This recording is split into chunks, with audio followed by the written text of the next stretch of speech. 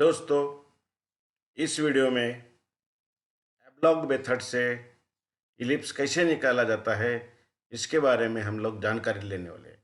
इसके पहले भी हमें फोर सेंटर मेथड से, डायगोनल मेथड से इलिप्स कैसे निकाला जाता है, इसके वीडियो शेयर किए थे। दोस्तों, अगर आप नए हो, हमारे चैनल को सब्सक्राइब नहीं किया तो अभी सब्सक्राइब, लाइक और शेयर करना ना भूलिएगा और नए वीडियो के नोटिफिकेशन के लिए बेल आइकन पर क्लिक जरूर कीजिएगा। दोस्तों, सवाल है, draw an ellipse having a major axis 120 mm and minor axis 80 mm long by oblong method। हमें एबलॉन्ग मेथड से हमें दो एक्सिस दिया है 120 mm और 80 mm, ये लेकर हमें इलिप्स ड्रा करने हैं। तो सबसे पहले हम मेजर एक्सिस है वो ड्रा कर लेते हैं। इस तरह से हमारा ये मेजर एक्सिस हो गया 120 mm।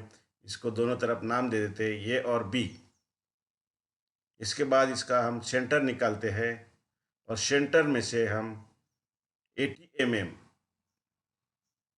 मतलब ऊपर 40 mm और नीचे 40 mm लेते हैं। इस तरह से हमने लेकर ड्रा किया है और ये हमारा एक्सिस हो गया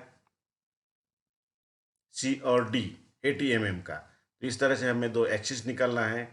ये और बी हमारा 120 mm था मेजर एक्सिस, और माइनर एक्सिस जो है वो सी और डी 80 mm। इस तरह से हमें दो एक्सिस निकाला है। इसके बाद हमें क्या करना है दोस्तों, सी पॉइंट में से ये और बी को परपेंडिकुलर बिल्कुल समांतर एक रेखाएं खींचनी है। इस तरह से हमें एक रेखाएं खींचनी है और उसको बाद डी से भी हमें ये और बी को पैरेलल रेखाएं खींचनी है इस तरह से। उसके बाद हम क्या करेंगे, सी और डी को पैरेलल ए से हम रेखा खींचेंगे। उसी तरह बी पॉइंट में से भी सी और डी को पैरेलल रेखा खींचेंगे और इस तरह से हम एक रेक्टेंगल तैयार करेंगे। अब हमारा ये रेक्टेंगल तैयार हो गया है जिसका मेजर एक्सिस 120 mm और माइनर एक्सिस 80 mm हो गया। अब हम क्या करते हैं, इसमें चारों तरफ हम इस तरह से P Q R S T इस तरह से नाम दिया है हमने। अब हमें क्या करना है, सबसे पहले हम इधर शुरुआत करते हैं। ये और पी जो रेखा है इसको समान चार भागों में बांट देते हैं। इसका मेजरमेंट लेके हम चार भागों में बांट देते हैं इस तरह से। हमारे पॉइंट ले लिया हमने, चार हिस्से में बांट दिया है। अब हमें क्या करना है, सी पॉइंट से हमें रेखाएं खींचनी है, लेकिन उसके पहले हम इसको नाम देते हैं 1 डैश 2 डैश 3 डैश। इस तरह से आपको देना है, ये से शुरुआत करना है और आगे बढ़ना है। 1 डैश 2 डैश और 3 डैश, इस तरह से हमें ये लिखना है। उसके बाद हम सी से हम रेखा खींचेंगे 1 डैश तक इस तरह से, फिर सी से 2 डैश तक, फिर सी से 3 डैश तक। इस तरह से हमें रेखाएं खींचनी है। इसके बाद हम क्या करेंगे, ये और पी की जो डिस्टेंस है उसको भी हम समान चार भाग में डिवाइड कर लेते हैं। इस तरह से चार हिस्सों में हमने डिवाइड किया है। इसको भी नाम देते हैं 1 2 3। एक बात ध्यान में रखिएगा, पी जो पॉइंट है इसमें का सबसे जो नज़दीक पॉइंट है उसको 3 नंबर दिया है और ये वाला जो है उसको 1 नंबर दिया है। इस तरह से हमने इसको नाम दिया है। अब हम क्या करेंगे, जो डी पॉइंट है, डी पॉइंट से हम रेखा खींचेंगे ये से जाते हुए, और ये डैश को जहाँ मिलती है वहाँ तक खींचना है। इस तरह से हमें रेखा खींचनी है। देखिए, डी से हमने रेखा खींची है, 1 से 1 डैश तक जहाँ मिलती है वहाँ तक खींचा है। उसी तरह आपको डी से रेखा खींचनी है 2 के इससे, और 2 डैश तक जहाँ मिलती है वहाँ तक खींचना है इस तरह से। उसके बाद 3 से भी वही करना है, 3 डैश तक। इस तरह से हमें ये पॉइंट मिल गए हैं, उसको भी हम नाम देते हैं। इस तरह से हमारे पॉइंट मिल गए, इसको नाम दे देते हैं जहाँ से हमें आर खींचना है। P1, ये 1 और 1 डैश जहाँ मिला है वहाँ P2, 2 और 2 डैश जहाँ मिला है P3, 3 और 3 डैश जहाँ मिला है P4, और ये सेंटर P5। इस तरह से हमारे ये पॉइंट मिल गए। अब हमें क्या करना है, P1 से P2, P3, P4 और P5 तक हमें इस तरह से आर खींचना है। इसके लिए आप फ्रेंच कर्व का भी प्रयोग कर सकते हैं। अगर आपकी फ्रेंच स्केच अच्छी नहीं है तो आप फ्रेंच कर्व का जरूर प्रयोग करें और इस तरह से एक बिल्कुल रेडियस खींचे। ये हमारे एक हो गया। अब दूसरे पर तरफ चलते हैं हम। इस तरह से हम पी और बी की जो रेखा है उसको 4 समान भागों में डिवाइड किया है, और यहाँ नंबरिंग लिखते समय पी के नज़दीक जो पॉइंट है उसको 3 और बी के नज़दीक जो पॉइंट है उसको 1, इस तरह से हमें उल्टा लिखना है। इसी तरह क्यू और बी का भी करना है।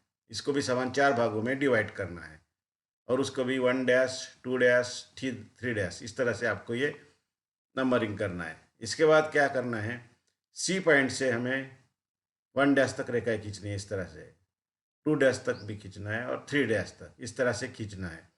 इसके बाद डी पॉइंट से हमें 1 से लेकर 1 डैश तक जहाँ मिलता है वहाँ तक खींचनी है रेखा, इस तरह से। फिर डी से 2 डैश तक जहाँ मिलती है वहाँ तक, इस तरह से हमें रेखाएं खींचनी है। इस तरह से हमारे ये हो गए 1 से 1 डैश, 2 से 2 डैश, 3 से 3 डैश। इसको भी हम अब इसको मार्क कर लेते हैं। उसके बाद P6, P7, P8 और P9, इस तरह से हमारे रेडियस खींचने के पॉइंट हो गए। तो हमें क्या करना है, सी से शुरुआत करना है, P5 से P6, P7, P8 और P9, इस तरह से हमें रेडियस करना है। इसके लिए हम फ्रेंच कर्व का जरूर प्रयोग करें। इस तरह से हमें रेखाएं खींचनी, रेडियस खींचनी है। इसके बाद चलते हैं इधर आगे BS और पॉइंट की तरफ। यहाँ भी हमें समान 4 भागों में डिवाइड करना है, इस तरह से।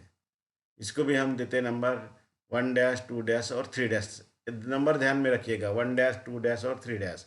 इसके बाद सी पॉइंट से हमें 1 और 1 डैश तक रेखाएं खींचनी, इस तरह से। सॉरी, डी डैश, डी से।